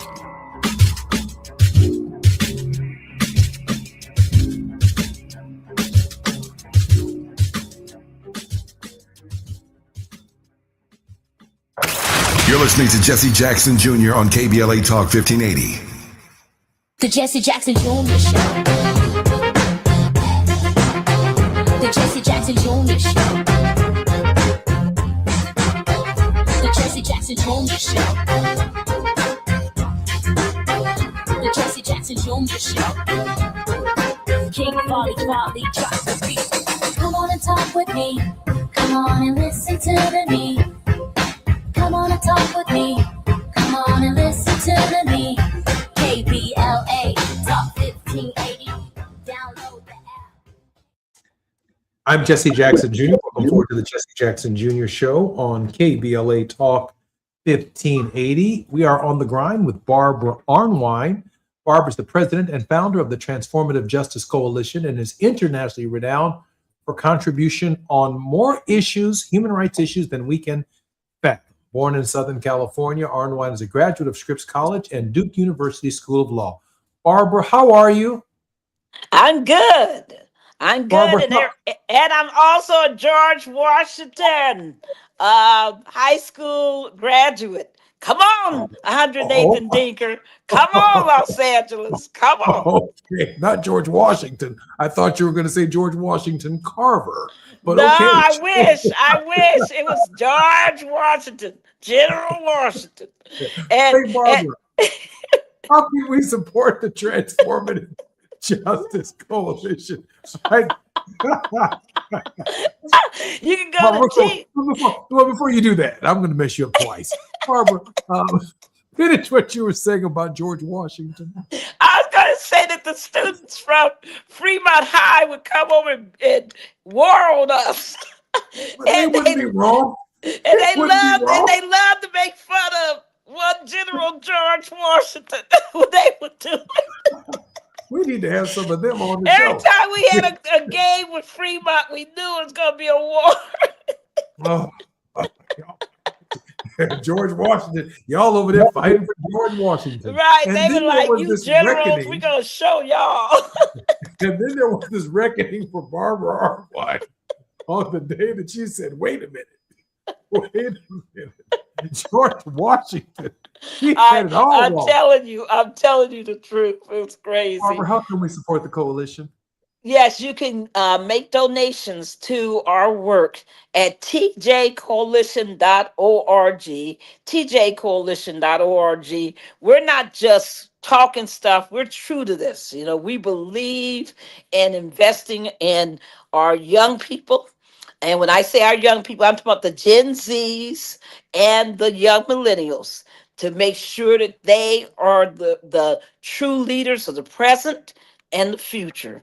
And they are amazing. I was so happy today. I actually watched a number of our alumni in action. One was cheering. Her name is Now Blass. She is one of the directors at the League of Women Voters U.S., and she was leading a whole call with all these organizations today and all these leaders planning a wonderful event in celebration of the anniversary of the Voting Rights Act. Who knows if celebration is the word? It might be commemoration. It may be many other things, but she was planning a event by which we would all come together on August 8th in Atlanta. And they're going to have these events all over the nation. So it was so good to watch her. And in the audience were other alumni that we trained over the years, also uplifting her work. So it's just beautiful. So people, never give up on our young folks. Never. Invest in them. When you invest in the Transformative Justice Coalition, you are investing in our young people so that they can be the leaders that we desperately need right now. Barbara, I have about 3 or 4 questions that are very, very quick. And then I want you to, in the final question, to expand upon it. How many miles would you say on behalf of justice have you traveled? Let's just take a snapshot. You've been doing this for decades. But let's just say the last year alone. Ooh, I'll tell you something that you'll find interesting. During COVID, I actually calculated, this is COVID, folks. When it was dangerous to travel, I did 102 trips. 102 trips.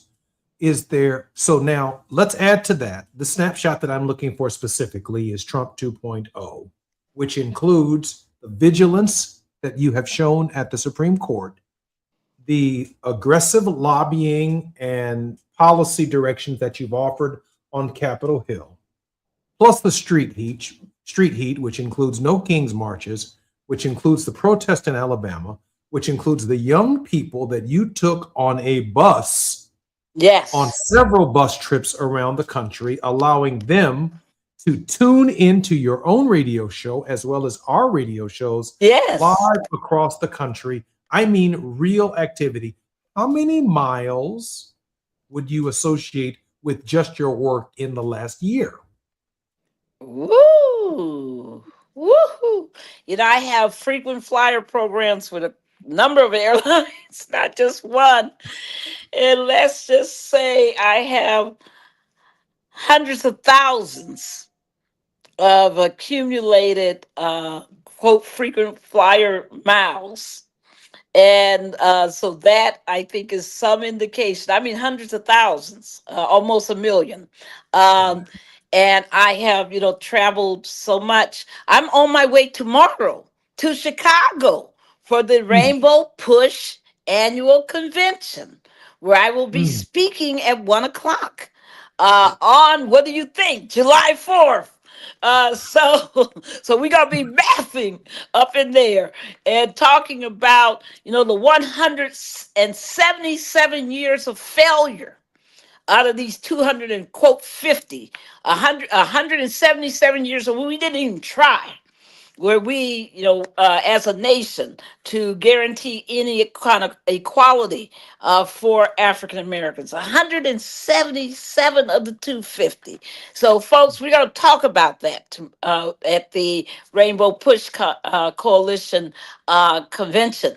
Then I'm leaving there on a 9:00 flight, getting into, getting into good old New Orleans at midnight to attend to keynote and chair sessions at the new National Christian Leadership Movement's at first annual conference.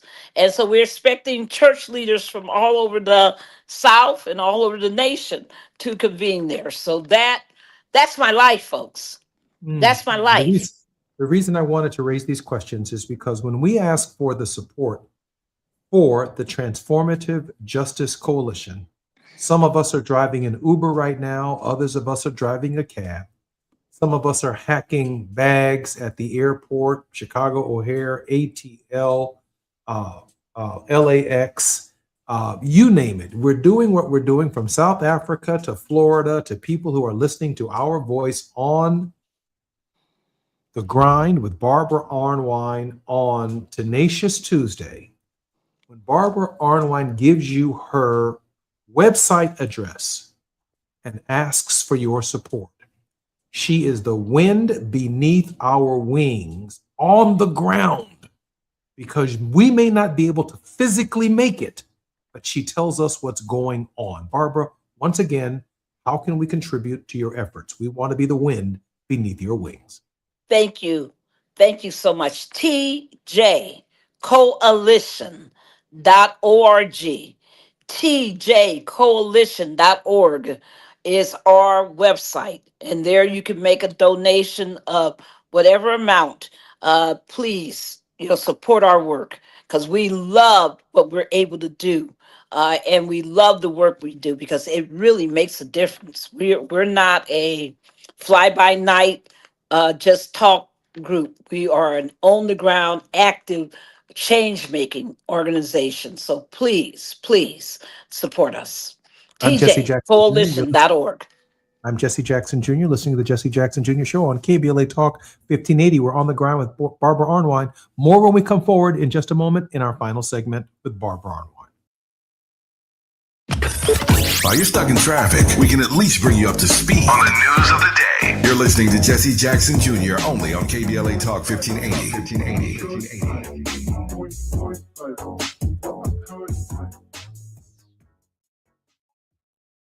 Philo's got that rhythm you've been looking for. A steady tempo of the biggest shows, an endless flow of hit movies, and the TV moments that match your vibe. From your favorite throwbacks to the hottest movies, the best of Black entertainment all comes together here. With all the top channels like MTV, VH1, TLC, BET, OWN, TV One, WeTV, and so much more, their lineup hits just right. Plus, over 80,000 movies and shows are available to stream anytime, anywhere. And with the unlimited DVR, you can record your favorites, rewatch them for a whole year, and skip the ads. Because the good stuff is always worth a replay. Best of all, plans start at just $25 a month. So turn up the volume on your streaming experience and come find your rhythm right here on Philo. Sign up at philo.tv today to start your 7-day free trial. That's PHILO.TV. Philo.tv.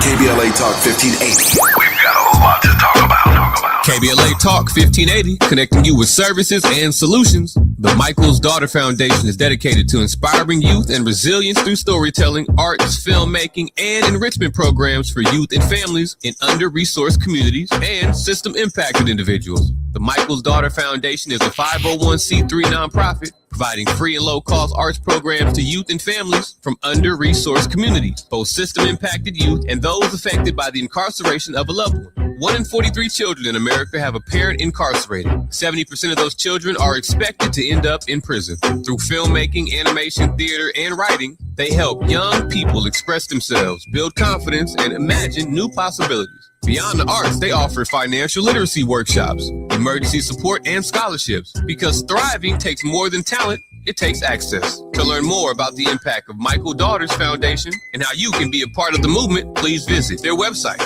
michaelsdaughterfoundation.com. This is a community call to action from KBLA Talk 1580. If you're an African American mom who is pregnant or have a baby under 6 months old, you deserve care that lifts, listens, and lasts. Black Infant Health is for you. It's a free program with individual support, group sessions, and resources to start your mothering journey. BIH makes space for moms and their families to create community. Learn more about the programs in Los Angeles County. Check us out at blackinfanthealth.org. KBLA Talk 1580. We've got a lot to talk about.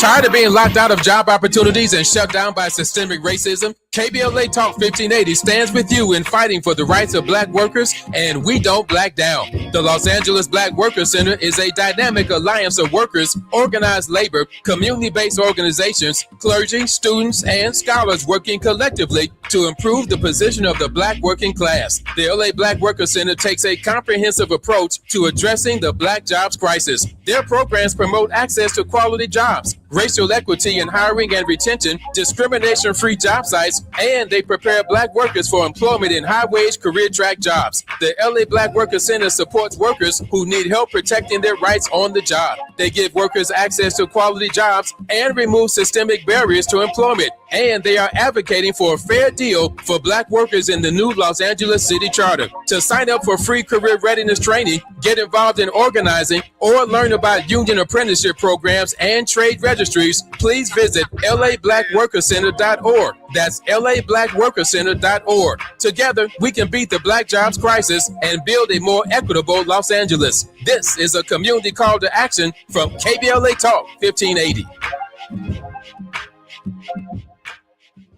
Philo's got that rhythm you've been looking for. A steady tempo of the biggest shows, an endless flow of hit movies, and the TV moments that match your vibe. From your favorite throwbacks to the hottest movies, the best of Black entertainment all comes together here. With all the top channels like MTV, VH1, TLC, BET, OWN, TV One, WeTV, and so much more, their lineup hits just right. Plus, over 80,000 movies and shows are available to stream anytime, anywhere. And with the unlimited DVR, you can record your favorites, rewatch them for a whole year, and skip the ads. Because the good stuff is always worth a replay. Best of all, plans start at just $25 a month. So turn up the volume on your streaming experience and come find your rhythm right here on Philo. Sign up at philo.tv today to start your 7-day free trial. That's PHILO.TV. Philo.tv.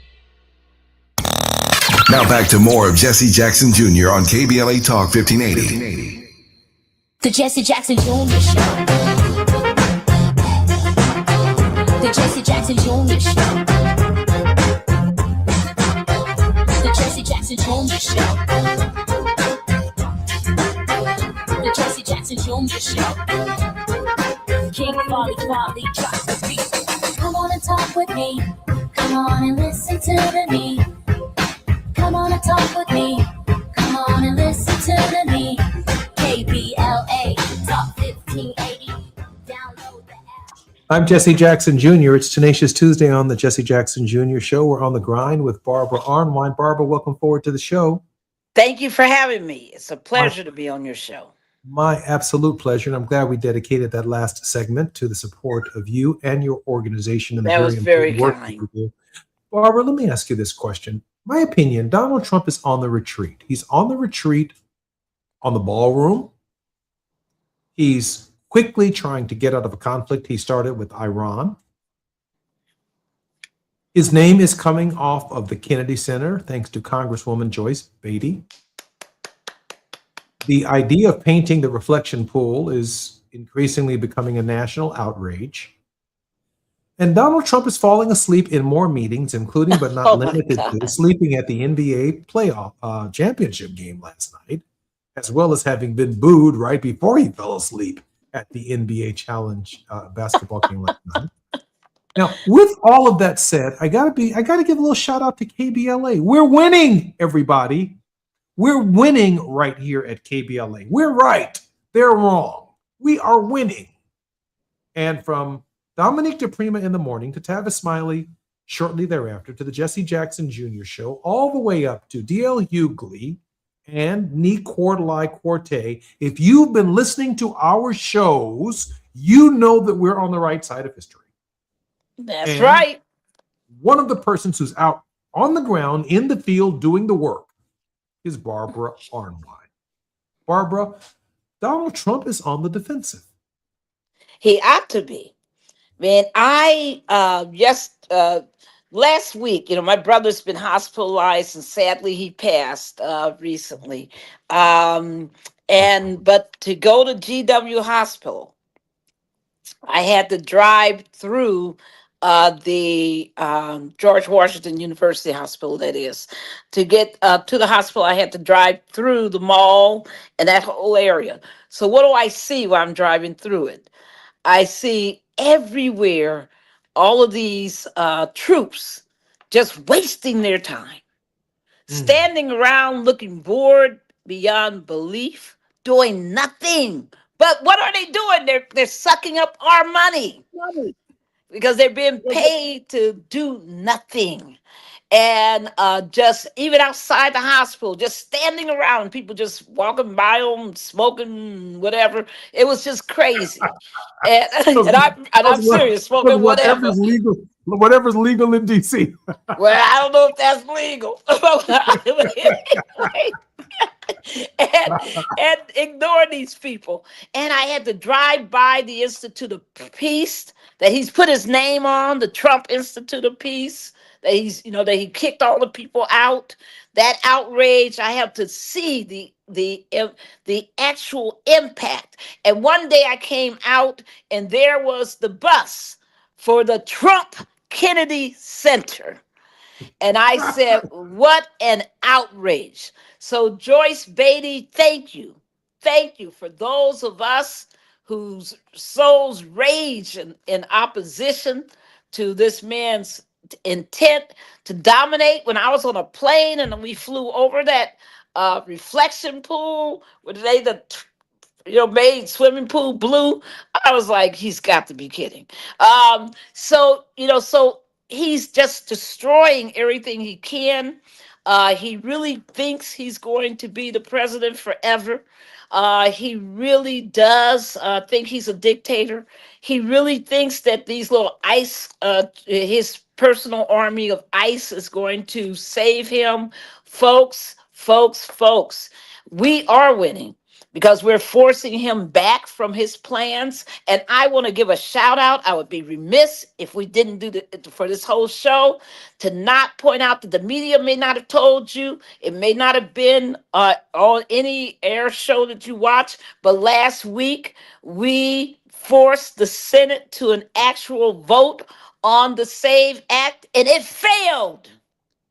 It's gone, folks. It's no more pending, no more whenever they bring it back. It's gone. It failed. And that's because of you, the 1.1 million of you who called and screamed at those senators and said, no to the SAVE Act, no to making people produce their birth certificates or their passports, no, in order for them to register, no to making people, the 62 million women have to sign an affidavit who are married and have changed their last names, or anybody else who changed their last names. They voted no. It failed because of you. So my love and joy to all of you who took the time to make that 1+ million calls. Much love. Barbara, we have about a minute and 30 seconds for your word of hope. Everyone, when we fight, we win. And your dad loved to say we never lost a battle that we fought. And it's a mistake to think that when they are temporarily making progress, temporarily, handcuffing our rights, that it's over. No, people. This battle is far from over because we, the people, have a fighting spirit and we're not going to go down. We are going to go up. We're going to force this country to remake itself and to fulfill its ideals of being a multiracial democracy that's just, inclusive, and representative. So we have work to do. Thank you, South Carolina. You showed us the way. We have work to do. Let's get it done, folks. And next week, Juneteenth, we're going to have a better Juneteenth than we've ever had. Thank you. I'm Jesse Jackson Jr. Barbara, and I love you very much.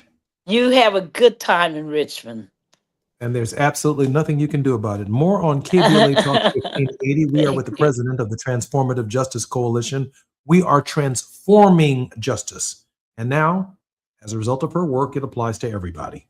More when we come back on KBLA Talk 1580. I'm Jesse Jackson Jr. KBLA 1580 Santa Monica.